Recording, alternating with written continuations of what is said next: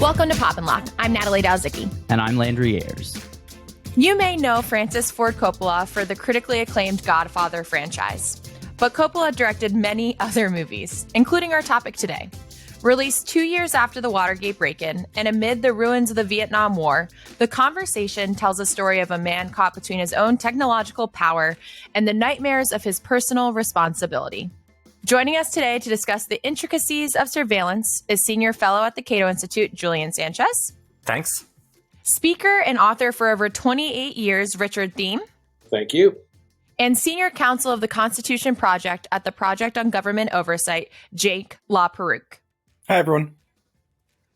Director Francis Ford Coppola has said before that the practice of confession is one of the earliest forms of the invasion of privacy, the earliest forms of surveillance, which is obviously central to both the plot and overarching themes of this movie. Does surveillance make us feel godlike? And how does Gene Hackman's character Call square his sort of Catholic guilt with this business practice that he's involved in? I mean, I think, so first, just by way of background, I mean, I've suggested in some talks I've given that in a way, one function of religion, right, is to sort of substitute for inadequate surveillance technology. That is to say, if you've got an emerging civilization, you want people to be generally pretty well behaved and not cheat each other or kill each other, and so that you can get some kind of social cooperation going. In the modern era, to some extent, we have police and we have ways of monitoring people, and you can threaten people with legal penalties if they violate social norms. But in a sort of pre-surveillance era, one way to sort of save money on a surveillance state is, well, can you at least convince people that they're under observation and that they'd better damn well behave? So in a sense, and this is, I say this not to, disparage religion or say, well, it's not true, but one of the social functions that it serves is analogous to that of actual surveillance. That's the thing about surveillance that Jeremy Bentham understood when he developed his idea of the panopticon. There's a prison where inmates would have to always behave as though they were potentially under surveillance because they couldn't see who the observers in the central tower were looking at. They would always have to behave as though they were under surveillance. And so it serves that kind of function of trying to regulate people and get them to behave in conformity with norms. And Coppola sets this up in the absolute first shot of the movie, which is we are looking at a public square with some jazz music playing, a big crowd at lunchtime milling around. And it is very much a God's eye view, zooming down from above.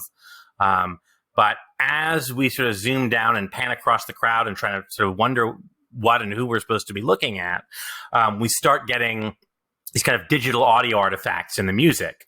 And so it becomes clear that what we thought was the God's eye view is the surveiller's eye view. And it's not literally, we're not seeing things from the vantage of any of Harry Call's team who are actually doing surveillance on the square. But we sort of injected the technological artifact, which of course is already there, right? We're seeing things through a camera, but we sort of suspend that as film viewers. But then the audio artifacting we hear, the distortion of the music, reintroduces that and says, no, you are witnessing and hearing this scene through technologies of observation. So what had seemed like this kind of deity view, the omniscient viewer view, is a mediated view, is a kind of technological voyeurism. I'll jump into that. Because I wasn't going to mention, but I have to because you lead with confession and priest and religion, that I was an Episcopal clergyman for 16 years before speaking and writing full-time for the last 28. And there is a collect or a prayer, which is often said at the beginning of the service, which says, Almighty God, unto whom all hearts are open, all desires known, and from whom no secrets are hid. So what it does is inculcate in the herd, and it is sheep-like when you are in a mass, in a trance, in a religious trance, which is what rite and ritual is designed, and music to do, whether rightly or wrongly. You come to believe that there is nothing inside you that is not exposed. And if you believe that, then you act as Harry Call ultimately did in the confession. He had to realign himself with somehow that belief, which he must have had inculcated into him in Catholic churches, that he was known, and that what he had done, which plagued his guilt, kind of the way it reminded me of Jake Gittes in Chinatown. There are a number of parallels, and Jake Gittes didn't want to cause harm to someone again, as he had done once and felt guilty about having done, and screwed up so much that he caused ultimate harm to the woman he wanted to protect. And Harry Call, just like Jake Gittes, doesn't understand what he's hearing. Jake Gittes didn't understand what he was saying.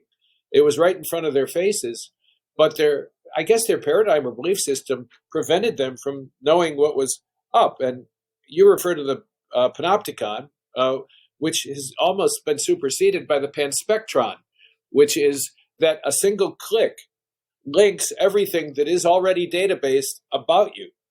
And then if you become a target, or someone wants to know who you are or what you have done, and just about everything about you, it's just a click. And this has been true for a long time. So now one of the status symbols I hear from security people is, do you think you're a target? Because to be worthy of someone caring about what you do is considered a good thing. Let me just say one more thing, and then I'll hand it off. I have worked with security and intelligence people for many years, and I was once talking with a senior security person at the NSA, with which I was most closely aligned, and describing what you did in ministry. And I said, what you do is learn to use a persona to present a facade which invites relationship, so that there's a transfer of energy and information and relationship between the two of you. And in the ministry, what you ultimately are trying to do is use that relationship to enhance the freedom, autonomy, and clarity of the person you're serving. And my friend said, in the intelligence community, we do exactly the same thing, but we do it to control you. And that's it. The technique is identical because it's based on relationship and creating a bridge to other people so that they will give you access to their secrets. And you learn to manipulate that relationship in order to derive those secrets. And absolutely, in the clergy, it is a position of power. There's no question of that. It's definitely a position of power. And so, you go all the way back to I guess 17th century France, when people were required by law to carry a lantern because crime happened in the dark. And you didn't carry a lantern in order to see where you were going, although it helped. It was so that you could not be anonymous. You had to be identifiable in the dark spaces of the public square.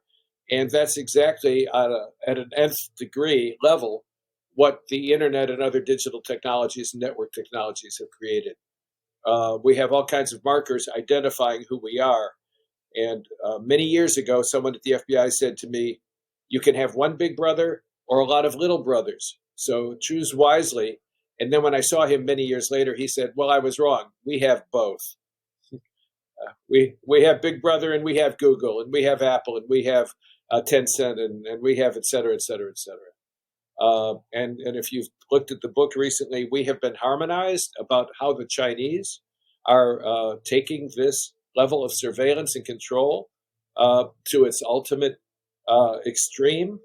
What you see are things that are already being implemented here. So Harry Call, there's none of us in that business. And I've spoken at DEF CON. I'll be going back in August for the 25th straight year. That's some kind of record. For the listeners who aren't familiar, DEF CON is probably the major annual hacker conference. That's right. And there were 300 the first time I spoke, and there were 30,000 last year. And there's nobody in that space who does not understand the rush, the power rush, as intelligence people do.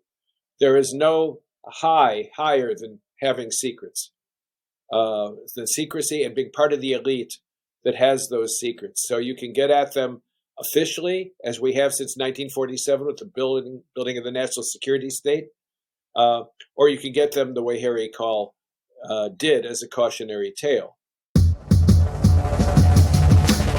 So you mentioned this like notion of control, and I had written this down before our recording, but like the role that control plays throughout this film is really interesting, because there's like the notion of having control and wanting control, and also like falling under the illusion that you are in control, are all like big factors throughout this movie. So I was kind of hoping we could like break down for the audience like how Harry Call experiences all of these phases, let's call it phases of control throughout the movie. To me, this is kind of the most interesting facet of the movie, I think, which is just kind of I would call it kind of the hypocrisy of his character. I mean, when you look at this guy, he is, as Harrison Ford says, we're talking like he is a wiretapper. That is his job. He illegally goes and records people's intimate lives in a way that, I think at this point is breaking the law and is certainly breaking pretty basic moral ethics.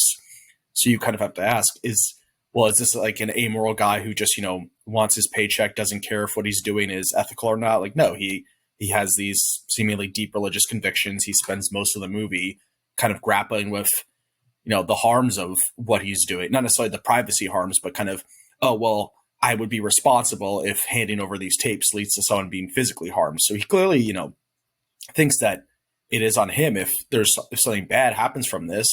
So, okay, he has morals. Is he a guy who just doesn't believe in privacy, believes that, well, I care about ethics and harming people, but I think that privacy is overrated? But that doesn't seem to be true either, because, I mean, the points in the movies when he displays the most emotion is these kind of rare, funny shoes on the other foot moments when he finds someone surveilling or recording him. There's kind of a light moment at the beginning of the movie when it's his birthday and he finds out that his building manager looked at one of his birthday cards, and he gets very, very worried about the prospect of someone seeing that he's, what was like 47 years old. 44, right. 44. Although then he lies to his girlfriend. Yeah, later. That's right. He tells her he's 40. She says, "Oh, how old are you?" He says, "Oh, 42." Yeah. So he won't even tell her his age. Well, maybe that's why he needs to keep it secret. He's got a whole scam going. But yeah, so there's that. And then there's this really great scene halfway through when he, he's with his little wiretap buddies having their cool wiretap hanging out in his cage, his very fun party pad. And, one of his sort of friends, colleagues reveals that when he gave him a pen earlier, it was actually a bug and that he's been recording him. And he kind of, freaks out and promptly ends the fun party in his mesh cage. So, I mean, this is a guy who clearly understands that privacy is important, and understands that, harming people is important, but for some reason doesn't seem to really have qualms about doing it all the time, which it's really interesting. I don't think it makes him an unbelievable character, but I do think it makes him, a bit of a contradictory and a hypocritical character. Yeah, I think the scene Jake mentions is pivotal here. Right, we've seen Harry as a guy so sort of paranoid of surveillance, right, that he has a woman that he's been seeing that he later admits to being in love with, to someone else, but he hadn't told her it was his birthday until the day. He won't tell her where, what he does for his work. He won't really tell her anything about him. You do wonder what they talk about or how their relationship He won't even got started. He won't take off his ugly raincoat around her, even though he's like in her apartment for an hour lying in bed with her. Yeah. So this person is, incredibly, stunted emotionally way. He's so paranoid about surveillance that he's kind of completely incapable of any form of intimacy. And then the one moment where we actually see him in this sort of party conversation, maybe after a drink or two, to start opening up a little to someone and talking to another woman about his real feelings for this person he's supposedly in a relationship with, he's sort of immediately punished. He is immediately punished by having that disclosure, that intimacy, exposed by being recorded and mocked. But his lack of due diligence goes even further than that, because you're right. He explodes. He tells everybody to get out. And the woman who's there to seduce him stays. And so the one agent who has been sent to penetrate him in order to steal the tape so that she can give it to the director from whom he has kept it back after realizing his own internal conflicts, he doesn't even suspect that she is an enemy agent who is seducing him, a time-honored Mata Hari kind of trope. Classic. In intelligence. And he wakes up to find he's been had. So and then, are we giving away the end of the movie? We know Yeah, he there's never, give it away. It's been out for long enough. Yeah, it's been out for decades. He never is able to defend himself, protect himself through appropriate means and suspicions. And I think that's in part because I don't know that he's hypocritical. I think he is so convinced through how good he has been at his craft that he is impenetrable, and he has offense. He mistakes offense for an assumption of defense, and that's why he just goes crazy when I'm literally he explodes. But also don't minimize the degree to which he has spent his life. And I have to say, I just wrote my best book called Mobius, a memoir about the life of an intelligence professional, and it is getting great reviews because, as I quoted Clapper, I told the least untruthful things in that book that I could. And rationalization is a necessary part of being in a profession that compels you to qualify your conscience again and again by compartmenting it and separating it from your work. And in that way, which Mobius, I think, shows clearly, it's everyman. Mobius has been called everyman because it's the degree to which we all do this. We all, Nietzsche said, autobiography is untrustworthy because pride and truth-telling war, and pride always wins. We are literally incapable of being 100% disclosed. All hearts are open, all desires known. No, we don't want that. Nobody wants that completely. We want almost everything out there. And to go back to the clergy, I learned to share selectively the details from my life. And a clergy woman said to me the other day, the difference is other people, I'm authentic to the degree that I choose what to share. The people who come to see me for counseling have to share everything, or I can't be of value to them. So he's hypocritical, but in a way that the human race, which it is, arguably, is hypocritical. There's a sort of fantastically telling moment in that confession scene where he's obviously feeling very guilty about the possibility that this recording he's made of this young couple seemingly talking about an affair will get one of them or both of them harmed, and is acknowledging in confession that this has happened before. We learn more details later, but the previous surveillance job he did resulted in people getting killed. And the way he phrases it is, "This has happened to me before." Right? So, like, the consequences of his actions, the fact that people died as a result of his work, and in that case, pretty indirectly, maybe he shouldn't have been able to foresee that, but this consequence of his work, that other people were harmed, is something that happened to him, because now he feels bad about it. So he's sort of the victim, because look how I have to suffer now, not look at the poor people, which I think is a pretty, not limited to surveillance, a pretty sort of universal human trait. It's not a very pretty one, but this why do you make me hurt you sort of impulse that is, I think this is the source of a lot of human evil. Natalie's initial framing of this was about surveillance and power. I think, in a way, there's sort of the best, very short encapsulation of this. It's just on the way to the party scene we mentioned earlier. There's a group coming from a surveillance convention to Harry's wonderful Faraday-caged office, and there's this older man driving, and a kind of young teenager in a speedster comes up and is sort of zooming by.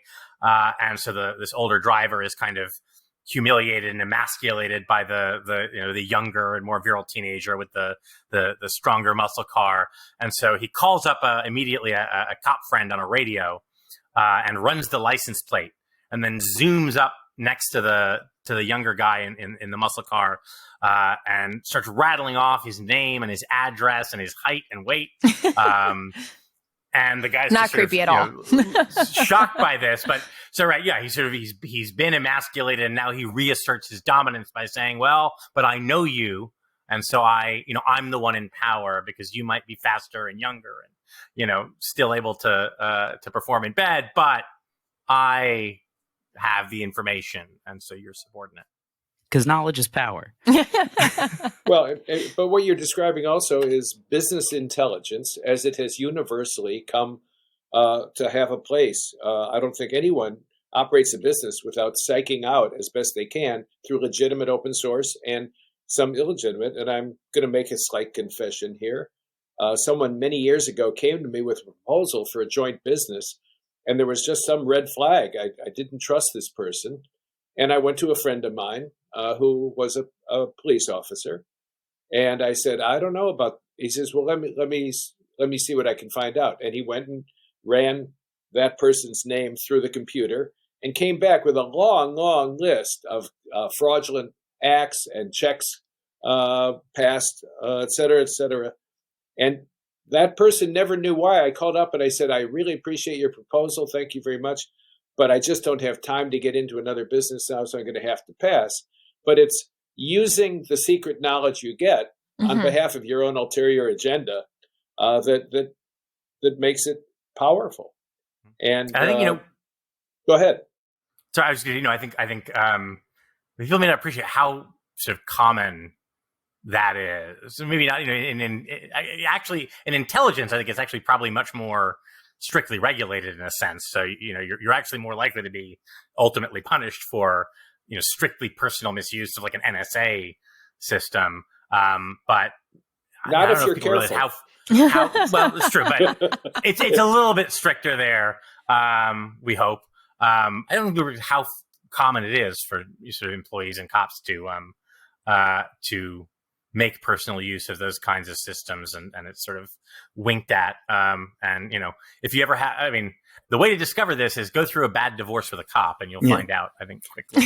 Well, at least from the well, experiences don't of forget, mine. there was a moment in the director's office of the NSA when the person responsible for liaising with the Brits, with whom we have a quote-unquote special relationship, was saying we needed to treat them differently because they were our friends and allies.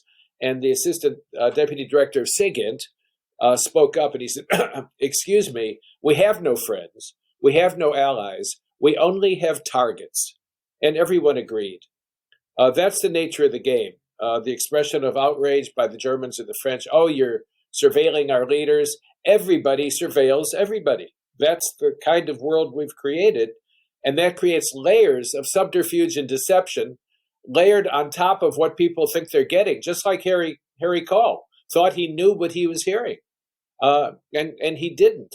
And part of the great game is layer upon layer upon layer of deceptive practice, of which the poster child for where it can take you is James Jesus Angleton, who was so wounded by the Kim Philby episode, with whom he had shared so much, that number one, he burned all their conversations, which was illegal, but that wasn't uncommon. And he was never the same. He became so paranoid that he became convinced every mole he uncovered in the CIA was for him to find to protect the mole at a higher level. And I wrote an essay called "Why We Were All Going a Little Crazy," and said we were all becoming necessary counterintelligence agents just in order to find out what's true. In the world of which we now all understand through social media, layers deception upon deception upon deception, and embeds triggers to collect the herd in a stampede that makes it oblivious to truth, critical thinking, and the ultimate goal of these values we seem to share in this podcast as fundamental to our humanity and to our body politic. So this is not trivial stuff. And I was struck watching the conversation again at what just a wonderful movie wonderful movie it was. But don't forget that in this time, 60s and 70s, we had the parallax view about the Robert Kennedy assassination. We had Chinatown. We had all the President's Men. We had a whole range of paranoid movies, and they weren't paranoid. We speak in the security world of appropriate paranoia. You better be aware that there are people who want to know what you're doing for a variety of reasons: economic, psychological, political, and other. And so, knowing that's the world we live in, how do we live a normal, quote unquote, life? And I think we're all ambivalent toward Harry Cole. I don't condemn him, but I understand what he did. Of course, I understand what he did, be, because he wanted to be one leg up on the rest of humanity by having this control and this power. And a lot of people I know who went into the intelligence community, it's a tremendous rush to become part of an elite, which is empowered to break the laws of every country except our own. At least that was until 9/11, at which point the law was changed to allow us to break our own laws as well, because we rewrote the laws to make warrantless surveillance okay, and then we rewrote the courts to approve those laws. And it's not a Republican or, I used to say Obama is more Bush than Bush. He just took it even further. Of necessity, in the world in which they live, where defending at all costs is the name of the game.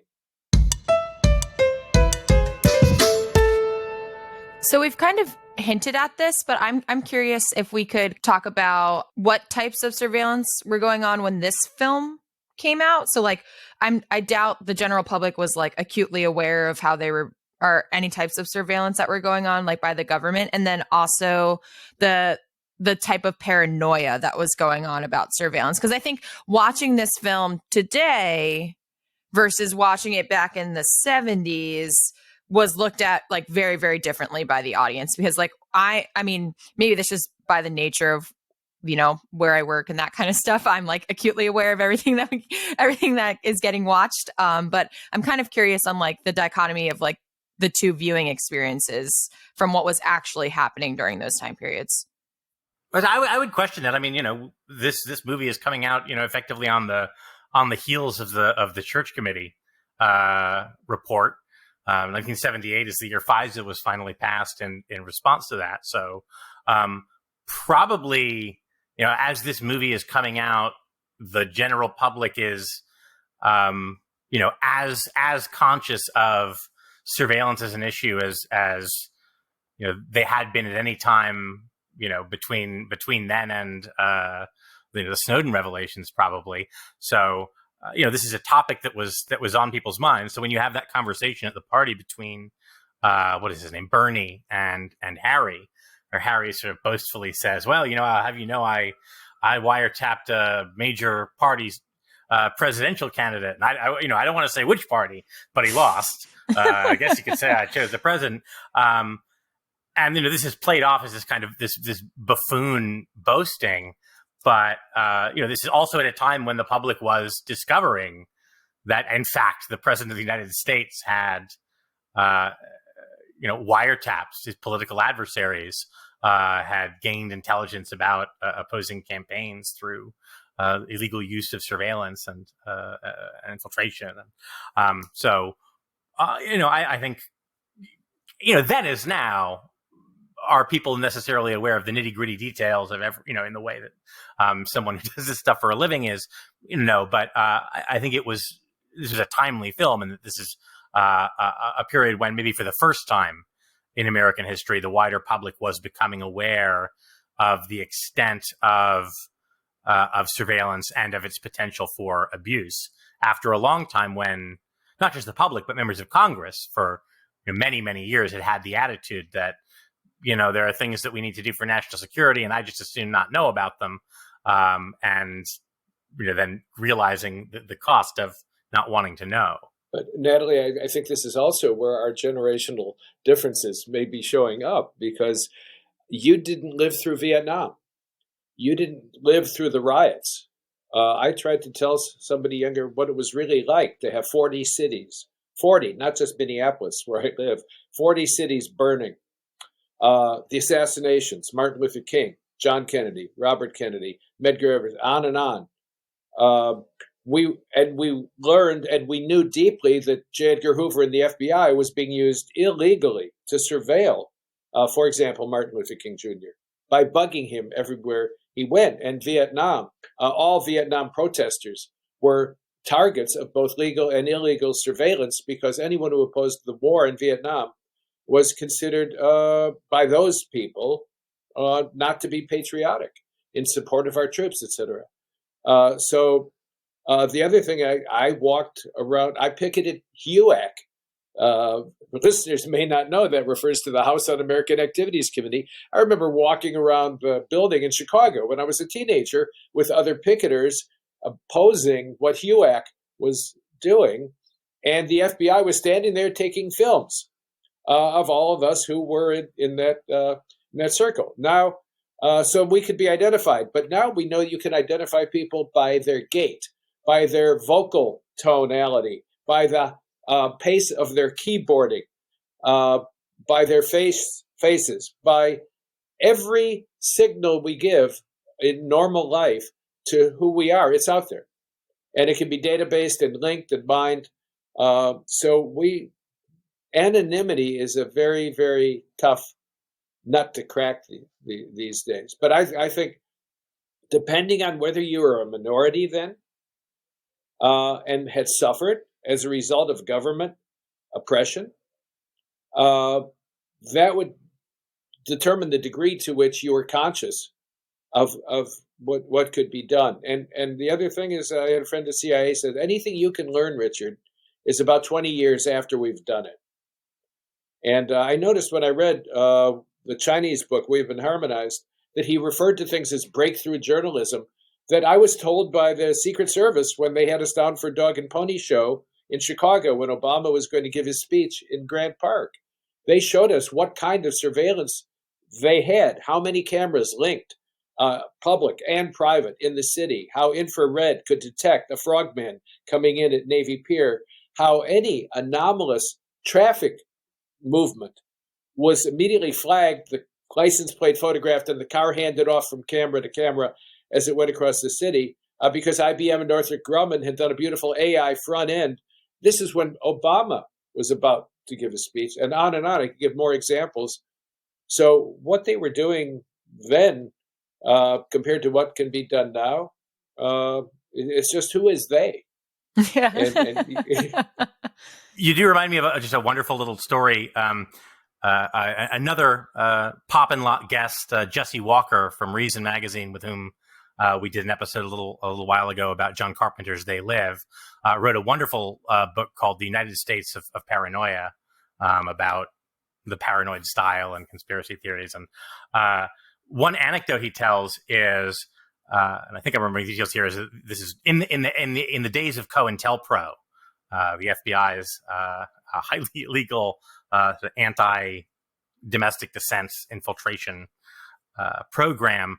There was a particular activist they wanted to try and discredit, and they realized that the method they wanted to use was they were going to plant this non-functional, obviously fake, to anyone with any kind of technical savvy, surveillance device at the guy's house, so that he would discover it, become paranoid, show it to his activist friends. They would say this is obviously fake, and then think he had planted it himself, and so he would be discredited and become paranoid, which is very apt for a film like The Conversation, where we watched this happen to Harry Cole.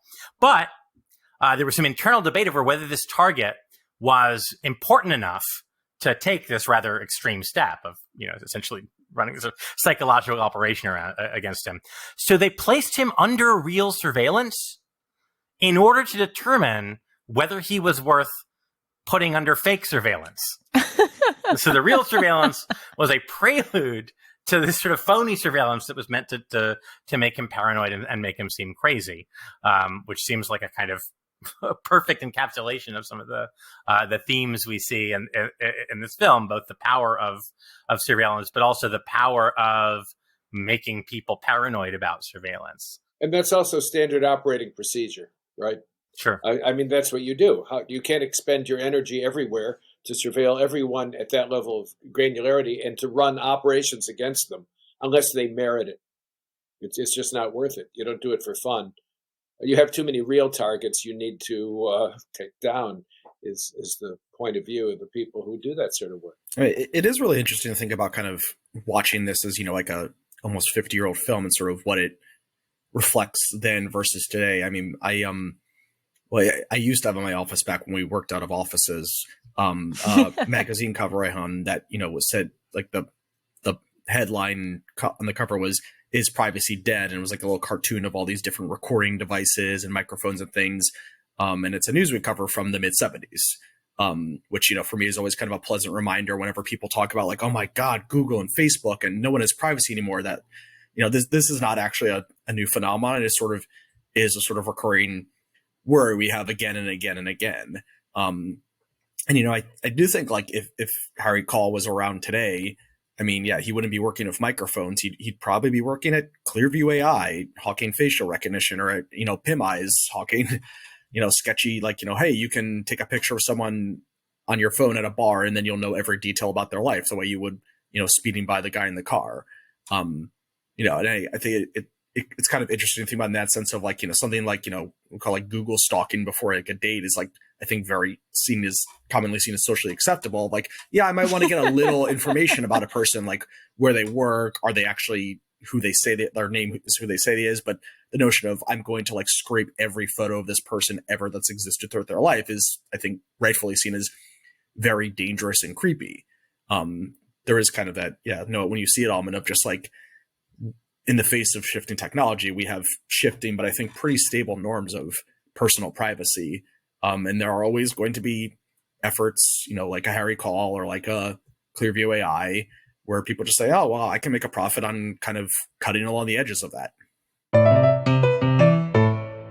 Jake, you sort of leaned into the next question that I was curious about, which is, we spent a lot of time discussing the context of this film and what it meant to view it then as opposed to now. Sort of looking at it from a different angle, what would it mean to make this film now as opposed to then? If you were to take this story, this plot, this situation that Call gets put into now, what would that mean? What would the technology look like? What would his moral dilemma sort of be different? What kind of operator would he be? And what would the people that he's observing be existing in? How would they function? It seems like it could be a very different film made today. And how would it be different, and how would it be the same? We should say there is sort of a sequel from the 90s. There was a Will Smith and Gene Hackman movie called Enemy of the State, in which Gene Hackman plays a kind of retired or former surveillance operative. He's not called Harry Call in that movie, but you see his office at one point, and it's the same Faraday cage office, and so it's very obviously kind of an homage. And I guess you can, if you want to make it your headcanon, you can say, this is what happened to Harry Call years later, having changed his name. But sorry, Jake, go ahead. No, I totally do think of that as a canon for that movie. I think he is Harry Call in Enemy of the State. I think like kind of scary. Like there's so many ways you could go about it now. I mean, because there's, I don't think privacy is dead now in a way it was in the 70s, but I do think that there are a lot of more like vectors for surveillance. I mean, he could still be kind of like a wiretapper, but do it digitally. He could be probably like the easiest way would just have it, like the character be a hacker and have someone be, grabbing people's computers and snooping on their emails and things, and, be reading people's text messages. I mean, or, kind of going in the vein of that this is sort of like a, slightly off book sort of business model, but that still has a business community. I could see, someone like this being, someone who works for one of those apps that basically is like a stalker app for like, hey, get this installed on your partner's phone, and now you can track them everywhere and read their texts and things like that. I mean, that to me feels most reminiscent of what he's doing, of like, it's very shady. It's very, I think, unethical. But he kind of, all these people at this, convention that they do, I think they kind of think of themselves as like basically door-to-door salesmen who are doing the same thing as someone in like a Best Buy, and like, here, buy this TV, buy this, buy this mic so you can snoop on your wife or your girlfriend. Well, it's a huge business. Yeah. And the major Western countries, which might claim moral superiority, export all of the technologies that do this. And I know people who do that to the most nefarious actors in the world, who use the technology to surveil, arrest, torture, and kill people who oppose their state power. That's just a fact. So it's a ubiquitous context, and you can't just isolate one or two things. You get their email. You're thinking too small, because the panspectron is real. I did a talk called "When Privacy Goes Poof: Why It's Gone and Never Coming Back," and a key element of that talk was the notion of individual no longer holds. It's a 20th century, 19th century, 18th century construction, an emergent property of the technologies that existed then. And that other people who do this right and do it on the scale necessary, they know us all better than we know ourselves. And we live inside and behind a self-conception, which is not what others who have done this work can see when they look at us, because they can mine those patterns for understanding who we are and what we are likely to do. As somebody at MIT said, actually, I think it was about 20 years ago, we don't see real people. We see millions of dots moving around on a screen that occasionally touch one another. We are data points, and we are data points in which other data points have been aggregated. And the relationship, I'll never forget Jeff Jonas, who did it for casinos first, and then the CIA came to him, and it was relationship awareness. At that time, he was just starting, and they were out to 13 degrees of separation in relationships. And now that we can do that with genetics, because there are wonderful stories about, we caught this one, the serial killer, because he was related to his third cousin who was, people don't live as if the power of these technologies are in fact ubiquitous. And I think that's a major problem. And when they learn bits and pieces, that's where conspiracy theories come from. It's saying 6 or 8 stars and saying, oh, it's a bear or a lion, when in fact it's a goat. And that turns us into the goat, because in their fear and cognitive dissonance, people project prematurely a gestalt upon inadequate points of data for the pattern they want to see. And then when they're collected into a herd, which gives them a feeling of self-confidence and at least some security, then we see it all over the internet now. So we're up against some really tough problems, of which the key one is that we do not have systems of governance for a digital society. And that's an interesting sort of reading of this, because I think you could read that in the conversation too, that the real flaw is not, or the sort of the that Call goes into his sort of hamartia is not the collection of the data. Like, that has its own sort of things that it's tied into, but it's the misinterpretation of what he then gathers, and that becomes his sort of fall from grace in this sort of Greek tragic way, is the way he misinterprets it and the consequences of that. He's meticulously gathered so much information. He has, the whole conversation. He's got photographs of the people. He thinks he understands what they were talking about, but the slight difference in emphasis in one word in a sentence completely changes the meaning. So he's totally misunderstood. The sentence, again, I hope you've seen the movie before I say this, but the couple says, as he hears it originally, well, he'd kill us if he got the chance. But then as they tweak the audio, he realizes it's he'd kill us if he had the chance, as in, so we should feel okay about killing him. The apparent victims are actually the perpetrators. But it's a way of showing, God, you think you know everything, but this tiny bit of nuance reverses everything. You can think you know everything, but in fact, you've misunderstood. It reminds me, there was a group of people who were living in the U.S. who had trained with the Taliban in Afghanistan, who were under surveillance, quite appropriately, given that they'd done this. But they eventually sort of swooped in and arrested them because they overheard a phone conversation. I think this was the Lackawanna Six, where they were talking about looking forward to a big meal at the wedding that was coming up. And a wedding is, of course, a very popular Al-Qaeda code for a terror attack. And so they go, okay, it's time to wrap up the operation. We're going to bring these guys in. And it turned out they were actually talking about a real wedding. So it's a reminder of sort of the illusion of omniscience, that you may think you have everything external, but well, at least in that era, you don't yet have access to the interiority of the target's mind and what those external communications may signify to the parties. Maybe that's changing gradually. I will say, I think, it would be very hard to do a great movie about surveillance now. I'm still hoping one will come out, but even more recent, you think of the 2006 film, The Lives of Others, which I think is one of the best surveillance movies ever made, up with the conversation, but it's about East Germany in the 80s. And I think that's partly down to the limitations of film. You can do a guy in a garret with headphones on, listening to a conversation. You can do a telephoto lens, very naturally lends itself to film, right? So the voyeuristic medium of film and the surveillance lens mesh together very nicely. But all right, if you wanted to depict cinematically the idea that, well, by aggregating information from your web browsing history and metadata from your cell phone and your GPS logs and correlating that with a pattern analysis of other people with similar GPS fingerprints and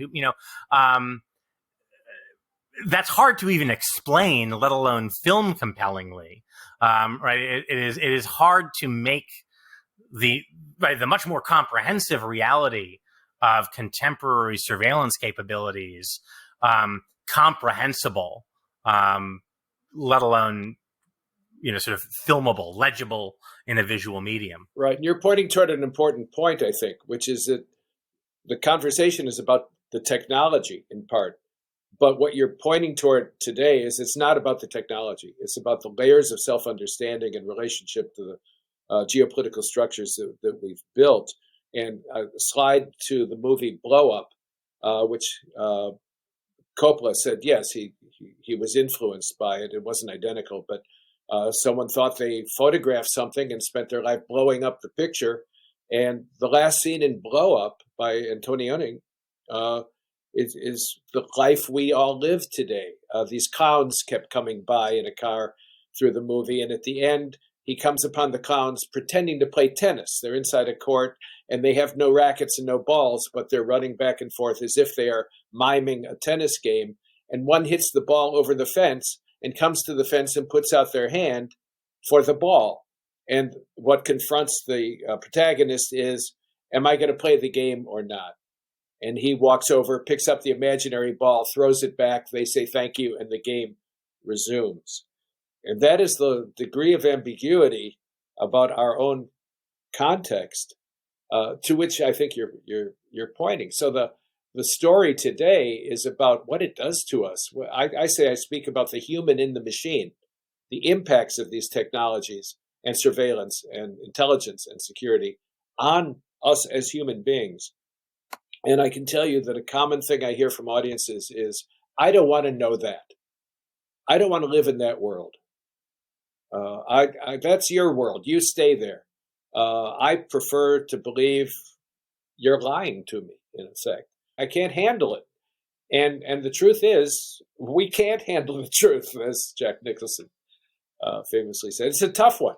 I think one of the best, the three best scenes in the conversation. There's the opening sequence of the spying on the crowd, the famous final scene where, kind of gripped by paranoia, Harry is sort of sitting with his saxophone in the remains of his demolished apartment, having torn it to shreds, not knowing that the bug is in the saxophone. Right, looking for the bug. But right, he's metaphorically, he sort of destroyed his most intimate space, metaphorically, out of paranoia. So that's a kind of a microcosm for his whole character. But also the scene at the hotel where he again is spying and misapprehends. He thinks he's observed the murder of the young woman that he was spying on earlier. Actually, he's sort of dimly observed the murder of her husband, but he goes into the hotel room afterwards, looking for evidence of what he's seen. And it's this wonderfully surreal moment because we sort of wonder how much of what we're seeing is real, or whether we're like maybe witnessing some kind of psychotic break on Harry's part, because he walks in and the bathroom is the place is spotless. And he goes into the bathroom, and Slavoj Žižek points out in his wonderful video essay, Pervert's Guide to Cinema, that this is kind of in a certain dialogue with Psycho, because he looks at the shower and just slides back the shower curtain, and we think then we're finally going to see the horror, and no, there's nothing. And he runs his finger around the drain looking for blood, which in Psycho, as we see the blood run into the drain and it pans into the eye of the corpse, it's not there. And then he looks to the toilet and he flushes the toilet. And this is the surreal part where you're like, is this really happening for a second? And the toilet starts just overflowing with blood. They've stuffed all the bloody rags, all the evidence of the murder into the toilet. And now it's just gushing back up, bleeding. And he recoils in horror and kind of backs away from this. And again, it's maybe a little heavy-handed metaphor here, but Harry throughout the film has been saying, look, I just want the tapes. I don't care what they're talking about. I don't care what the use is made of it. That's not my department. I take the tapes, and this is shit I flush away. This is waste material that I now wash my hands of.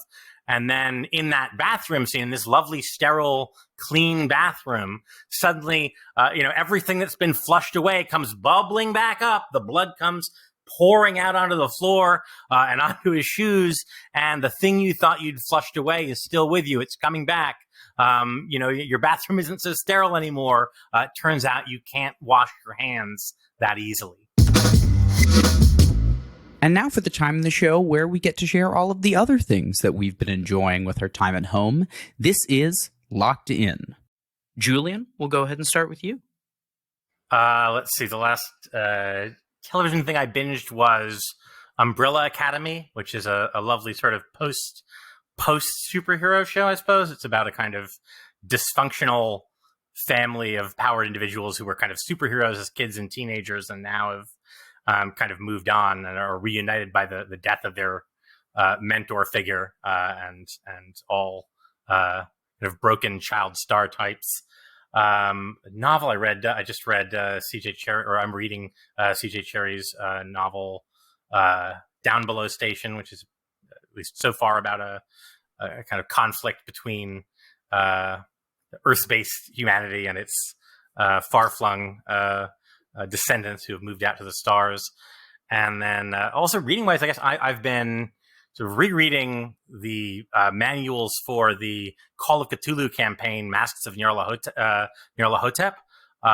Before the pandemic started, I had been running for mostly some journalist friends of mine, Call of Cthulhu role-playing adventures. We had done a whole bunch of sessions. We had done a kind of prologue, and were ready to start probably the most sort of famous campaign in this role-playing universe, Masks of Nyarlathotep, which is this huge epic adventure.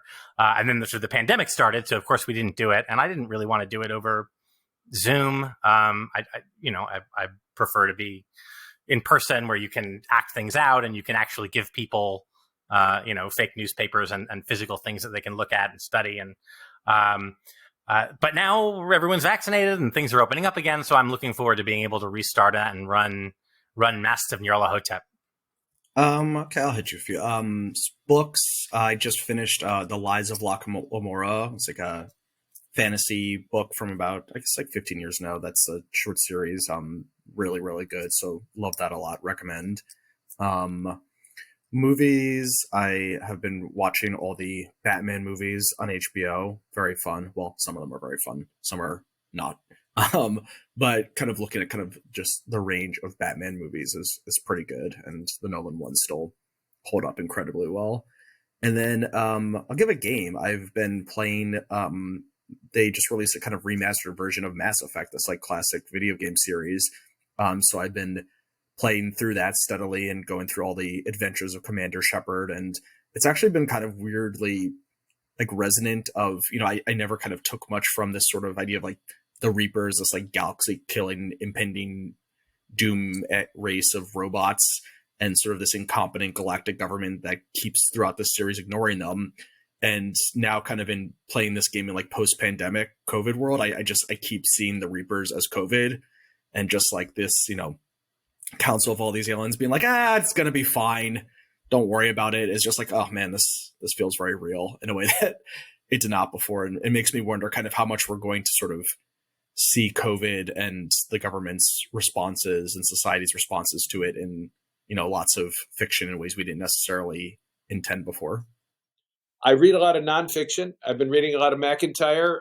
Just finished Spy Among Friends, his extraordinarily good book on Kim Kilby. I do read Charles McCary, I think, is one of the best spy novelists we've got. He's pretty good. I read James Lee Burke. I've read dozens of James Lee Burke books because when he's good, he's getting old.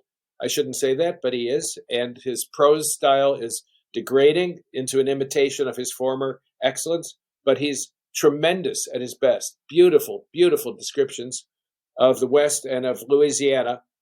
So I like reading him for my guilty pleasure. And I have to admit, I'm working on my just starting another book about Mobius. And I'm thrilled. The reviews for Mobius have been mostly from CIA, NSA people. They're over the top enthusiastic because they tell me that I nailed it. And one said that I'd created a character who was a George Smiley for our time, which is a great compliment from a former NSA professional, because George Smiley is the great character created by Jean Le Carré. And so my interests are diverse, and I read a lot, and I go to a lot of stuff online, essays and so on, and read James Lee Burke for pleasure. For me, so we've been really in the pop and lock gear lately. So the most recent book I read was 1984. And then for movies, me and my housemates have been on like a horror kick. And someone hadn't seen Silence of the Lambs. So we had to do Silence of the Lambs because that's a classic. So we started with that. And one of my other housemates had never seen any of the Conjuring movies. So we watched the first one and the second one thus far. I don't know if we're going to do like the whole Conjuring universe, which is like a thing now. But that's what we've been doing for fun on the side. And the book I'm reading now is Fahrenheit 451 for the next Pop and Lock recording. So kind of in between. I know, spoilers, but it's fine. So yeah, that's normally I read historical fiction from like World War II era. So it's been a nice break from that for now. So I've been watching my wife play Mass Effect, the Legendary Edition, actually, Jake. So she's been playing that, and we've also been been playing Assassin's Creed Odyssey, not Valhalla, not the Viking one that's the new one, but Odyssey. Reading wise, I have been curious and picked up Stephen King's the Dark Tower series before. I had never read any of it, so I just finished The Gunslinger, the first instance in that, which is if you don't know anything about it, is a really fun Wild West meets epic fantasy Arthurian legend, but make it cowboys in the future of another dimension. It's wild. It's Stephen King taking everything and throwing it at the wall. It's one of my all-time favorite series. It's so good. It's really good. I really like it. And it's very well written for as wacky as it sounds. Do you know he actually significantly changed the ending of the first book, though? So if you're reading, you might be reading the updated version, which I think is actually better. I think I might be. I'll have to double check, because if not, I'll just go back and reread it. Alternate ending. A series I looked at the scale of and thought, I'm going to read the Wikipedia entry. Yeah, well, I got the bundled version, so I think it has like 7 books in it or something. I've only read the first one so far. He actually finished the 7-book series.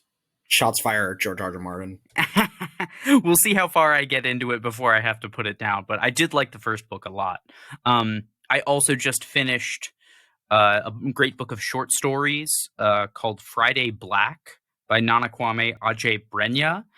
specifically the last story in that collection called Through the Flash, which is about this weird and twisted sort of hyper-violent Groundhog Day scenario where everyone in society relives the same day over and over again following like a nuclear explosion.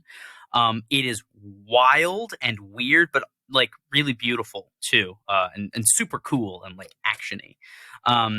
And a great full book that everyone could read if you don't want fiction, you want something nonfiction, is Underland, A Deep Time Journey by Robert McFarlane, who has written books mostly, is sort of a nature writer and has written about like mountaineering and climbing and things like that. But this is about the world beneath our feet. So cave diving, spelunking, diving into glaciers and the catacombs of Paris and where we bury nuclear waste, and kind of all the insane, cool places that we walk above every day and what they mean. So it's really eye-opening and makes you look at everything in a new way when you're outside, imagining all the stuff that's not just above you, but below you.